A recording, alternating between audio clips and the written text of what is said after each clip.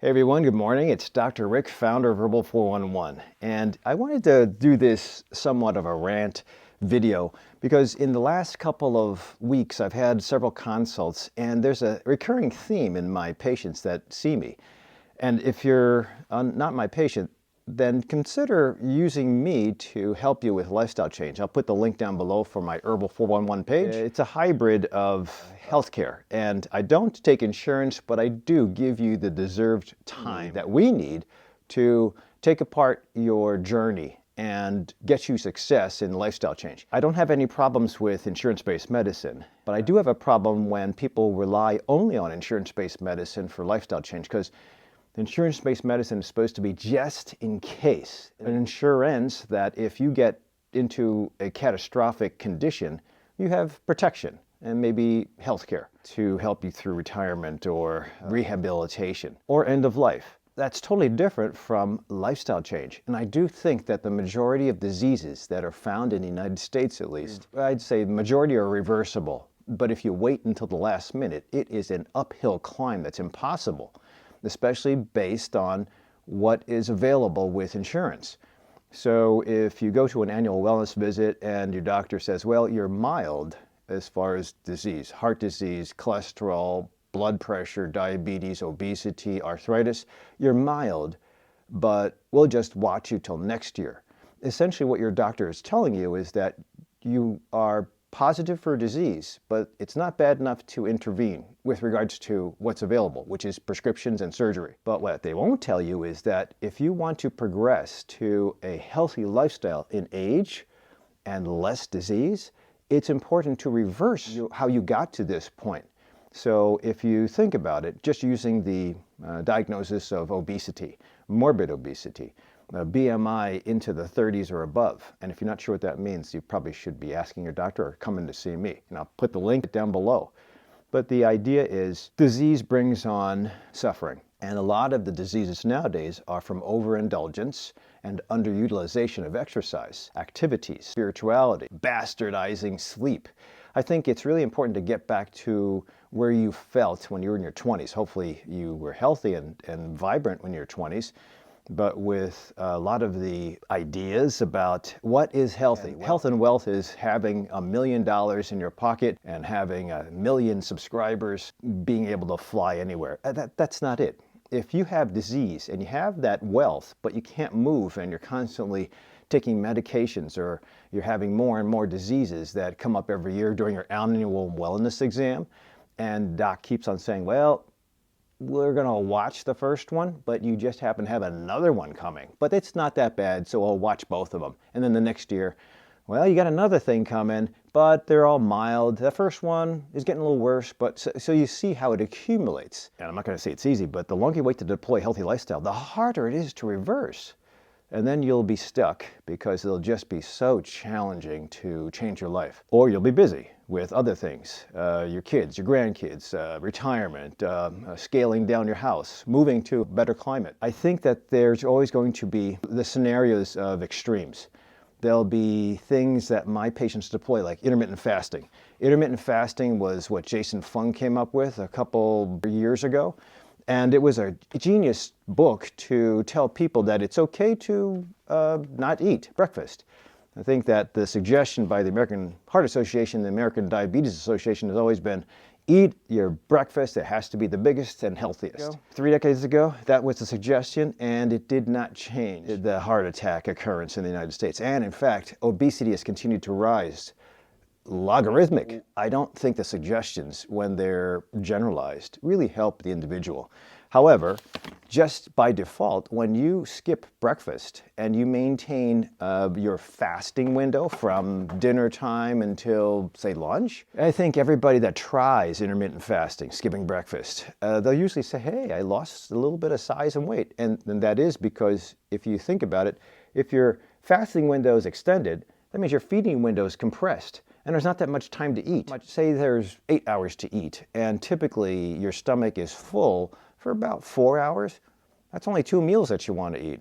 I mean, if you think about it, unless you're an actor that's trying to get really massive for a part that you're going to play in a movie, And you've probably seen that in post-credit scenes. Usually there's a complaint. I hated eating chicken all day long because you have to constantly take in amino acids and proteins in that small window. And another caloric restriction is the longevity diet or fasting mimicking diet. And I definitely have a video comparing intermittent fasting to fasting mimicking. I think this is superior. And I'll explain why in a second. The data is there, especially with Longo. You can actually reverse diseases by fasting. And his protocol is 5 days, 1,000 calories on day 1 and 750 calories on day 2 to 5.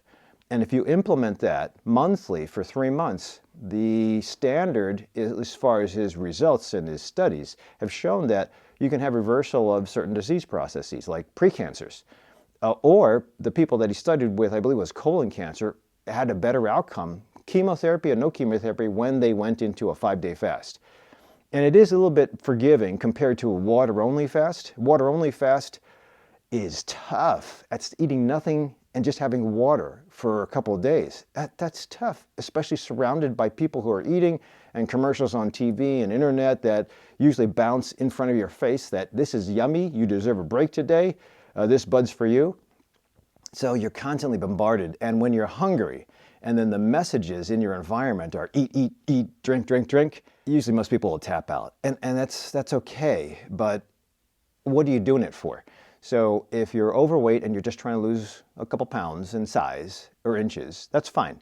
I think you'll do that by not eating as much. And if you want to postpone your breakfast and just increase your fasting window and decrease your feeding window, you're not going to be able to fit that much, and by default, you will lose a little bit of weight.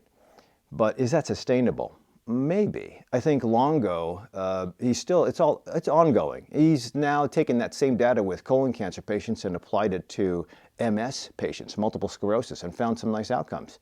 I think he also applied it to athletes and applied it to diabetics. There's no question that you will, if you trigger that starvation or famine signal in your body will react by saying, okay, we better start using this fuel that we started to accumulate. Because a lot of us that are overweight and have love handles or a beer belly or saddlebags, it's usually because of insulin resistance from overeating. And just by fasting, you might trigger insulin sensitivity again so that your body can see the fat stores. That's not a guarantee, but it might work.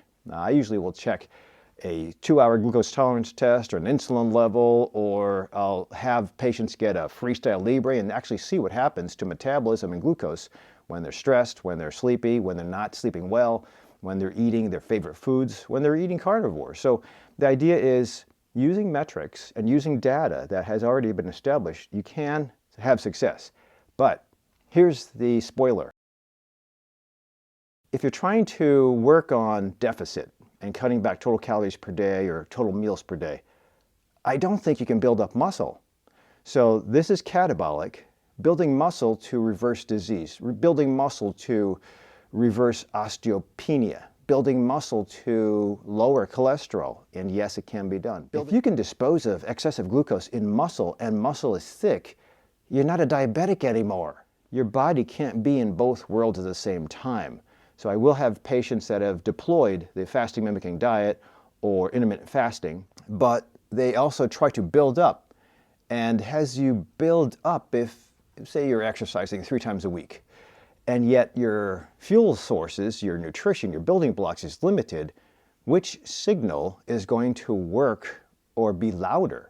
I would want the anabolism build up muscle signal to be loud during times of maxing out or building up or preparing for a 5K or preparing for a bodybuilding event.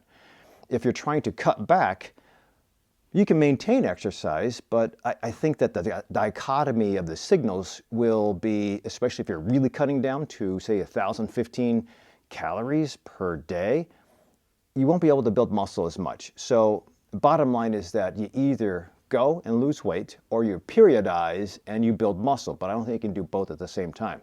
So those of you who are older, we got to work on protein, we got to work on exercise, we got to work on satiety, because if you're suffering and you're hungry all day and you're grumpy, that's not going to be sustainable. This has to be sustainable, and that's why I think you have to kind of articulate and weave in periodization and goals depending on the time of year, depending on when your goals are going to be deployed, or depending on when you want to see the outcome occur. I just hit 60, and I hit the heaviest strength, let's put it that way, that I've ever hit, even since I was in my 30s. And it was just because I had a goal to shoot for, a summit, I call it, and I hit it. But I can't sustain that because it hurts. It hurts to work out aggressively. Tendinitis is always there. And then eating the amount of protein every day to feed that, and every other day to maintain muscle mass instead of break down muscle mass and sarcopenia, that's a chore. I think it's important to figure out a destination. And that's why I always put a lot of value into vision boards. I always will get the blood tests that are necessary to declare disease or to declare improvement, especially when you deploy exercise or some form of lifestyle change. But by the same token, if we are continuing on a journey and you're not feeling anything, you're not seeing anything, measurements are the same, that's when we go to the blood test to see at the microscopic level, are you making a change? That's always motivational. It also can be degrading when you've made all this suffering and yet nothing's changing. It's like, what am I doing this for? So that's why you always have to have a coach to guide you, not just a doctor to say you're not in disease yet, or a doctor to say you're in definite disease, you got to start this stuff and see all the specialists. You can benefit from that, but you also have to benefit from a doctor or a coach saying, let's take where we're at now and let's go upward instead of going downward. Keeping with the same plan and the same lifestyle has what got you here is dangerous. If you don't change the course, you're going to have either the onset of more disease or the manifestation, you'll feel the disease. And ultimately, feeling disease usually means, if you're an American, you either have a heart attack, or you have cancer, or you have a stroke, or some respiratory disease. And that's not good. I always say that I empower people to make changes. I will find a baseline issue, but don't stop there. Always try to do it on your own. If you're not in the area, you can certainly consult with me and get me on your team of healers. Even from a distance. I have people from around the world that I take care of because it's not just the United States. I think we're all, as humans, suffering from overuse, under-exercise or underutilization of muscle, and just too much stress. And it's really expounding to be political and probably worldwide. But listen, we're all islands, and we have to make sure this island stays really healthy. So hopefully this gives you a couple of ideas. If you have your team and it's a great team, please let me know in the comments section who's on your team, how you found them, and what kind of success you've had. If you don't have a team, come and join me. And just in case, I will be having an Ignite Your Life conference on January 14th at 3 to 5 p.m. in Bartlett at the James Pate State Park. And you're always invited, but there's only a limited amount of tickets. I'll put the link down below for tickets if you want to come along or you want to send this to somebody that's totally lost. Bring them. Myself, I'm always available. I have other healers that have also had great success and they're available. Once you find that there is an option not to just take medicines, I think it's kind of cool. It's very novel to be able to change life and get off your medicines, but do it the right way. If you get on the internet and try to do a lot of Google doctoring, it's very confusing and you might end up in the wrong direction. So hopefully this gives you an idea. Stay healthy. It is freezing and sub-zero in Illinois, but we're going to get through this and hopefully see the other side. Thanks for watching. Have a happy holiday, and I'll see you at the next video.